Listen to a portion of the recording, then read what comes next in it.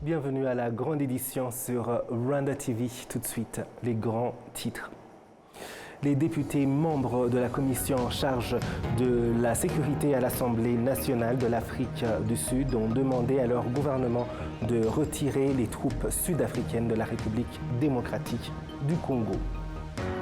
Le ministère de la Santé annonce qu'il va rénover 10 hôpitaux un peu partout dans le pays.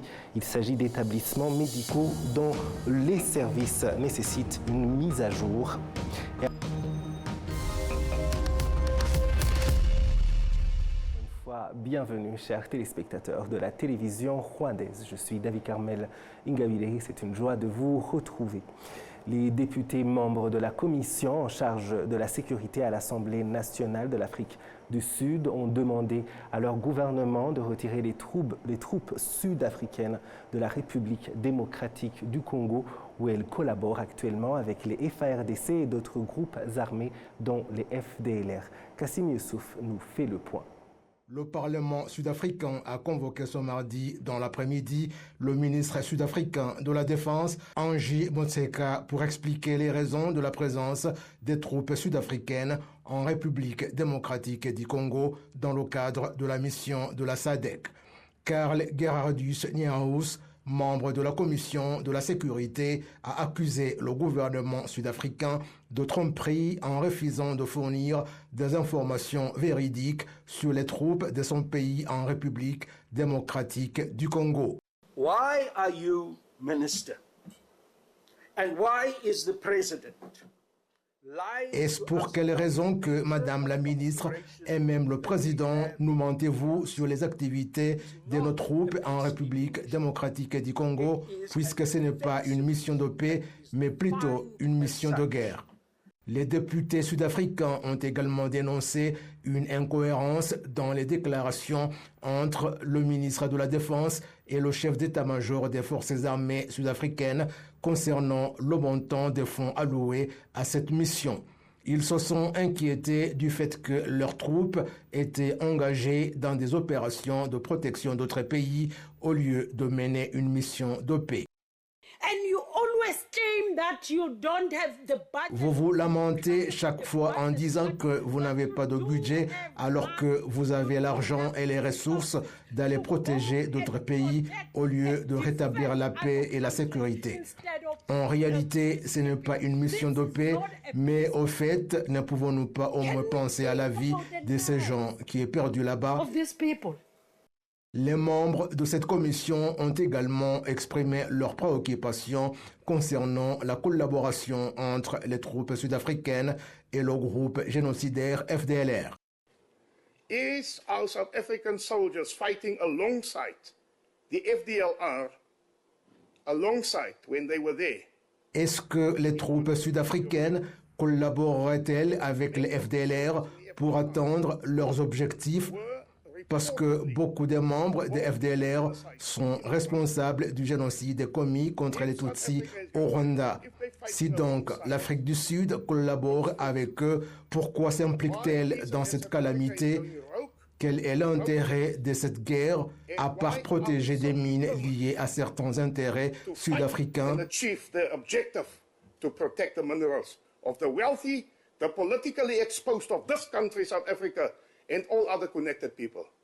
Les réponses du ministre n'ont pas convaincu les députés sud-africains, d'où leur appel à retirer les troupes sud-africaines du Congo, car les raisons de leur présence demeurent floues et on ne sait pas si elles servent les intérêts du pays ou du président Cyril Ramaphosa. Après que les États-Unis aient annoncé une réduction de l'aide fournie par l'intermédiaire de leur agence pour le développement international, l'USAID, les analystes de développement international estiment qu'il est important pour l'Afrique de réduire sa dépendance à l'aide étrangère et de s'engager sur la voie de l'autonomie. Patrick Niludandi nous en dit plus. Réduire l'aide étrangère par tous les moyens possibles était l'une des promesses faites au peuple américain par le président Donald Trump pendant sa campagne. En début de semaine, il a été annoncé que l'Agence américaine pour le développement international USAID serait dissoute et transformée en un département dépendant du ministère des Affaires étrangères des États-Unis d'Amérique en raison de ce que la Maison-Blanche a qualifié d'inefficacité.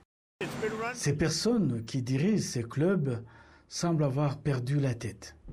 Alors maintenant, nous les expulsons. L'USAID est dirigé par des personnes incompétentes.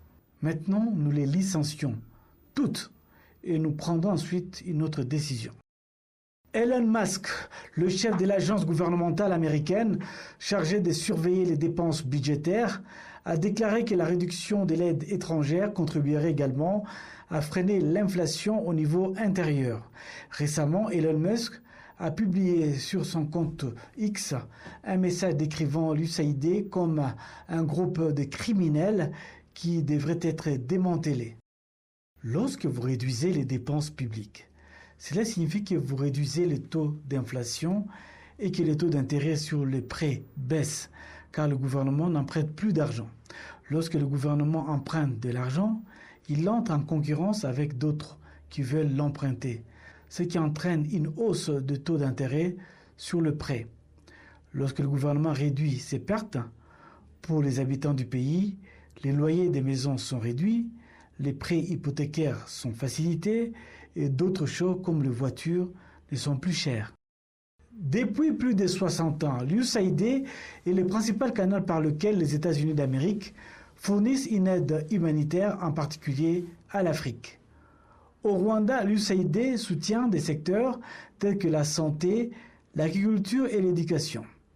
Le Rwanda a déjà pris des mesures importantes pour devenir autonome sur le plan financier, puisqu'il finance actuellement 83,2% de son budget national, ce qui implique que ces changements n'auront pas d'impact grave sur le pays. Lors d'une conférence de presse le 10 janvier dernier, le président Paul Kagame a déclaré que ces changements ne se produisent pas uniquement aux États-Unis, mais font partie d'un changement mondial qui devait servir de leçon en matière d'autonomie. Ce ne sont pas seulement les États-Unis qui changent. Je vois beaucoup de choses se produire partout dans le monde à un rythme rapide. Nous devons travailler dur pour pouvoir nous défendre face aux changements extraordinaires qui se produisent partout dans le monde. L'Agence américaine pour le développement international, USAID en sigle et en anglais, a été créée en 1961 et son siège social est à Washington District. Elle opère dans plus de 60 pays, mais a également des programmes dans de nombreux autres pays, employant ainsi plus de 10 000 personnes, dont la plupart travaillent hors des États-Unis.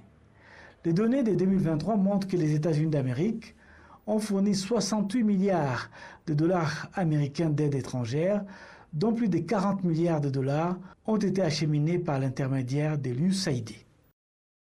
Merci Patrick. La grande édition continue sur Rwanda TV. Le ministère de la Santé annonce qu'il va rénover 10 hôpitaux un peu partout dans le pays. Il s'agit d'établissements médicaux dont les services nécessitent une mise à jour pour être adaptés aux besoins actuels de la population. Kassim Youssouf. L'hôpital de Remera Rukoma dans le district de Kamonyi est parmi les 10 hôpitaux les plus anciens du pays construits en 1927 sous le règne du roi Yuhi IV Musinga. Cet hôpital accueille des patients venant de 14 centres de santé des 12 secteurs du district de Kamonyi. Cependant, les patients ne sont pas satisfaits des services qu'ils reçoivent. Ce qui est évident, c'est qu'il n'est plus au niveau du développement actuel du pays du point de vue des bâtiments et on voit qu'il est dans un état de délabrement et qu'il faut une rénovation. L'octroi de services ici n'est pas du tout de bonne qualité.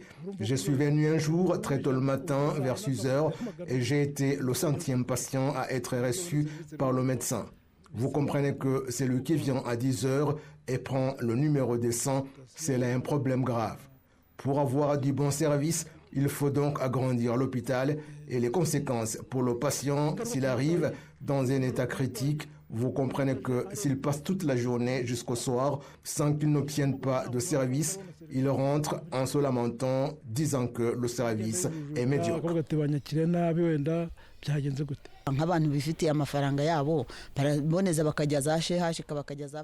Ceux qui ont de l'argent se rendent au CHUK, à l'hôpital Roi Faisal, où le service de maternité est de bonne qualité, où le traitement est bon, un endroit où ils se sentent épanouis, là où on peut avoir une chambre individuelle et s'épanouir, chose qu'on ne peut pas trouver ici. Les patients sont nombreux, mais les bâtiments peu nombreux. Parfois, les patients se partagent le lit et dorment en position 6-9.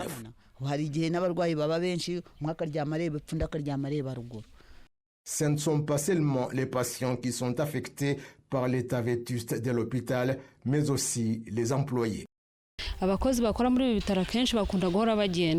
Les employés de cet hôpital vont chaque fois chercher du travail ailleurs parce qu'ils ne trouvent pas qu'ils sont dans une situation favorisant l'octroi de services de bonne qualité.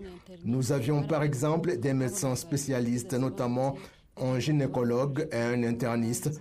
Ils sont partis parce qu'ils trouvaient que l'hôpital ne correspond pas à leurs attentes en ce qui concerne le matériel sanitaire, l'exiguïté des bâtiments, alors que les patients sont nombreux. Cela fait que les gens partent souvent. Le directeur de l'hôpital de Remera Rukoma, Dr Jaribou Théogène, indique que certains services ne peuvent pas être fournis correctement en raison de la petite taille des bâtiments et du grand nombre de patients. Il y a beaucoup de patients qui sont traités à l'hôpital. Nous avons un petit service de chirurgie très vétuste, beaucoup de personnes adultes prises en charge, une maternité très petite et très vétuste, ne correspondant pas au développement actuel du pays, et parfois on ne sait pas où installer les femmes pour le service de maternité. À la nanotologie, on n'a pas où alité les patients. Nous avons certes une bonne place de pédiatrie très petite, mais ceux qui sont avec les enfants font face à un sérieux problème parce qu'ils n'ont pas où s'installer. Le ministre de la Santé, Dr Sabin Sanzimana, indique que 10 hôpitaux en état de délabrement un peu partout dans le pays, dont celui de Remera Rukoma, ont été répertoriés et vont être rénovés. Nyagatare en passant par Kiziguro et puis l'hôpital de Rwamagana qui est très vétuste, et dans les autres provinces, notamment l'hôpital de Remera Rukoma et au nord du pays, les travaux de rénovation de l'hôpital de Ruhengeri sont en cours. On peut voir toute la liste, mais l'objectif est la rénovation de tous les hôpitaux en situation de délabrement. L'amélioration des services de santé pour la population est l'un des objectifs que dans les réalisations atteintes dans le cadre des stratégies nationales de transformation NST1, il y avait la construction de cet hôpital moderne dans le pays avec l'objectif de réaliser cet engagement de manière satisfaisante dans les 5 prochaines années.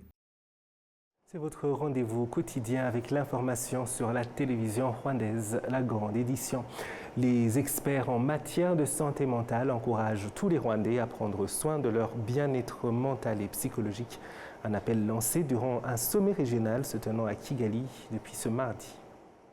Cette campagne a été présentée lors d'un atelier de 4 jours qui a été lancé par Honorable Dora Byamukama, représentant la direction du centre de formation dans la région des Grands Lacs. Il y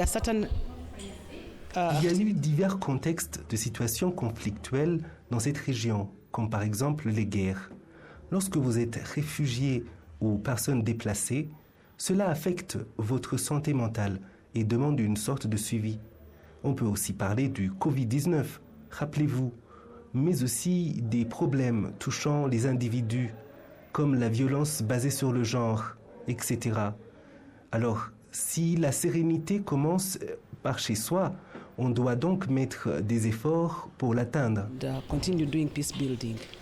Ce centre, dont le siège est à Kampala, en Ouganda, affirme que cette formation est proposée dans les pays membres de cette organisation et qu'il existe des mesures pour améliorer l'accès à ces services aux personnes confrontées à la violence et à la guerre qui perturbent la santé mentale et construisent une paix durable. Les statistiques montrent que 25% des membres d'une famille rwandaise ont des problèmes de santé mentale, ce qui nécessite l'énergie et la volonté de chacun pour contribuer à la construction d'une communauté.